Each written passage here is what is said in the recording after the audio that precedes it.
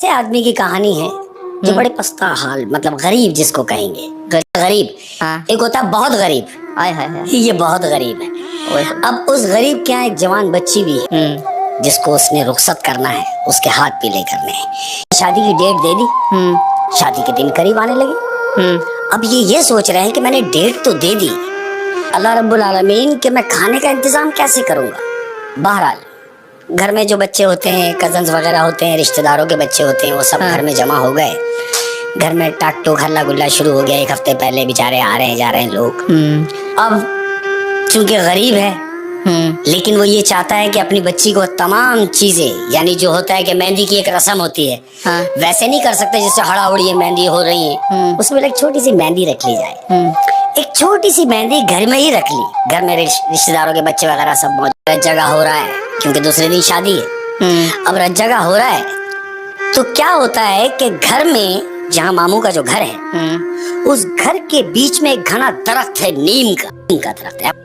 بات اس نیم کے درخت کے نیچے وہ بچے کوئی 2:30-3 بجے کا ٹائم اور ڈھول بجا رہے ہیں اور شور کر رہے ہیں بری طریقے سے.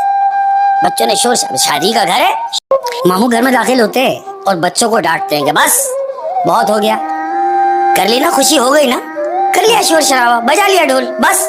بچوں نے کہا کہ ماموں آج آخری رات ہے, رت جگہ ہو رہا ہے, ہمیں بجانے دے, اور پھر ہم تو گھر کے ہی لوگ ہیں, یہاں ہے کون دوسرا جس کے لیے آپ منع کر رہے ہیں. ماموں نے کہا بیٹا میری بات سنو, ضروری نہیں ہے کہ کوئی نظر آئے, کچھ چیزیں ایسی بھی ہوتی ہیں جو دکھتی نہیں لیکن موجود ہوتی ہیں. تو وہ جو موجود ہوتی ہیں ان چیزوں کا خیال رکھنے کے لیے میں تم سے کہہ رہا ہوں کہ بند کرو. ہو سکتا ہے کہ ان کے آرام کا ٹائم 2:30 بجے کا ٹائم ہے, نیم کے درخت کے نیچے. بچوں کی یہ بات سمجھ میں آ جاتی ہے. بچوں نے ڈھول تماشا بند کر دیا. اب چونکہ شادی کا دن ہے نیکسٹ ڈے, ماموں نے کھانے کا ارینج کرنے کی بڑی کوشش کی لیکن ہو نہ سکا. کھانے والے کے پاس گئے اور ان سے کہا, اپنا مدعا بیان کیا کہ بیٹی کی بارات آنے والی ہے اور میں کتنا ہی کر کے حتی الامکان کوشش کی لیکن مجھ سے ہو نہ سکا اور میں بہت مجبور ہو کے آپ کے پاس آیا ہوں. انہوں نے کہا بولے کہ مجھے 100 آدمی کے کھانے کے لیے ارینج کر دیں, میں آپ کا یہ آسان ساری زندگی نہیں بھولوں گا. انہوں نے کہا ارے ماموں جب آپ کو ہم ماموں کہتے ہیں تو آپ نے اتنی دیر کیوں کی, آپ پہلے ہی آ جاتے. انہوں نے کہا پہلے ہی آ جاتے. ماموں کو تسلی ہوئی, ماموں نے ان کا شکریہ ادا کیا اور ماموں وہاں کو ان کو ایڈریس دے کے وہ چلے. اب جن کے پاس وہ گئے تھے انہوں نے بجائے اس کے کہ 100 آدمی کے کھانے کا کرتا ہے ارینج, اس نے 150 لوگوں کے کھانے کا ارینج کیا, یعنی 50 لوگ بڑھا دیے کہ ہو سکتا ہے لوگ زیادہ بھی آ جائیں. وہاں پہنچایا گیا, بارات آئی. اب جب بارات آئی ہے تو ماموں تمبو میں کھڑے ہوئے, محلے میں ہی تمبو لگایا. بارات آئی ہے, ماموں تمبو میں کھڑے ہوئے, 100 لوگوں کا کھانا کرایا تھا ماموں نے. ماموں کیا دیکھتے ہیں کہ شادی میں 400 لوگ موجود ہیں, 400 لوگ وہاں موجود ہیں. ماموں یہ دیکھ کے ان کی تو لائٹ چلی گئی کہ اتنے لوگ تو میں نے بلائے نہیں ہیں. وہ یہ سوچ رہا ہے اللہ پاک کہ اتنے لوگوں کو میں کھانا کیسے کروں گا. اس کے ماموں پریشان ہے. اب لڑکی والوں کی طرف سے نکاح ہوا, سارے معاملات ہوئے. لڑکے والوں کے ہاں بھائی کھانا کھول دیں, ہاں بھائی کھانا کھول دو. کھانا کھلا, ایک دیگ خالی, دوسری دیگ بھی خالی, تیسری دیگ بھی خالی. اتنے میں کیا دیکھتا ہے کہ ماموں کے پاس ایک شخص آیا ہے اور ماموں سے آ کے کہتا ہے کہ اگر آپ کی اجازت ہو تو میں 4تھی دیگ بھی کھول دوں. تو ماموں نے اس کی طرف دیکھا حیرت سے اور یہ سوچا کہ شاید یہ پکوان والا ہے. تو ماموں نے اس سے کہا کہ 4تھی دیگ کھول دوں. اس نے بولا تم نہیں سمجھو گے. وہ بول کے اندر گیا اور 4تھی دیگ سے بھی کھانا کھلا. ماموں یہ دیکھ رہے ہیں کہ یہ تو 150 لوگوں کا کھانا تھا,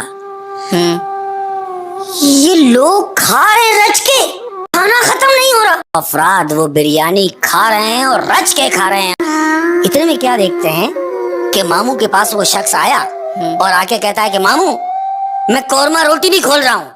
ماموں نے بولا سنو, وہ بول کے اور اندر گیا. ماموں سوچ کے یہ پریشان ہے کہ قورمہ روٹی تو میں نے بولا ہی نہیں, یہ کہاں سے چلا رہا ہے. क्या देखते हैं कि तंबू में कोरमा और रोटी इंटर हो रहा है। मामू ये देख के परेशान हैं और लोग कोरमा रोटी पर भी टूटे पड़े हैं, खा रहे हैं, यानी बिरयानी भी खा रहे हैं, रोटी भी खा रहे हैं, कोरमा भी खा रहे हैं और वो खत्म नहीं हो रहा। मामू एक कोने में खड़े हुए ये सब मंजर देख रहे हैं, लोग रच के खा रहे हैं। 20 मिनट गुजरे, वही शख्स दोबारा मामू के पास आता है और आके कहता है अब मैं मीठा खोलने जा रहा हूँ, ये बोल के और अंदर चला जा। मीठा? मामू ये सोच रहे हैं कि मैंने सिर्फ एक डिश थी यानी बिरयानी, ना मैंने कोरमा कहा, ना मैंने रोटी कही और ना ही मैंने मीठे का कहा। वो शख्स बोल के चला गया। मामू देख रहे हैं कि खीर के थाल अंदर आ रहे हैं, खीर आ रही, लोग खा रहे हैं और रच के खा रहे हैं।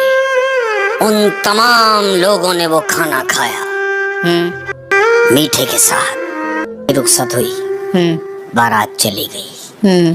अब मामू ने उस शख्स को ढूंढना शुरू किया कि जो बार बार आके मामू को बता रहा था कि मैं खाना खोल रहा हूँ, मैं मीठा खोल रहा हूँ, मैं कोरमा खोल रहा हूँ।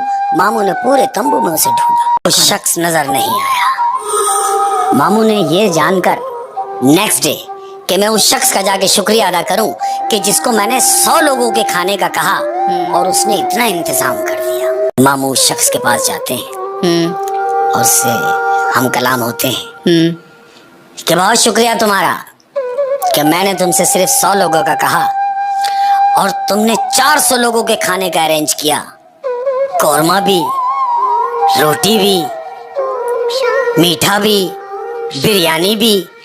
तो वो शख्स अपनी जगह से खड़ा हो जाता है, कहता है क्या कह रहे हो मामू? मामू ने बोला हाँ ऐसा ही है, मैं यही आपका शुक्रिया अदा करने आया हूँ कि ये तमाम लवाजमात रात को मौजूद थे। जानते हो उस शख्स ने क्या कहा? आपने 100 लोगों का कहा था, ये हकीकत है, लेकिन मैंने सिर्फ 150 लोगों का खाना भेजा और सिर्फ बिरयानी भेजी, मैंने और कुछ नहीं भेजा। तुम नहीं मिला।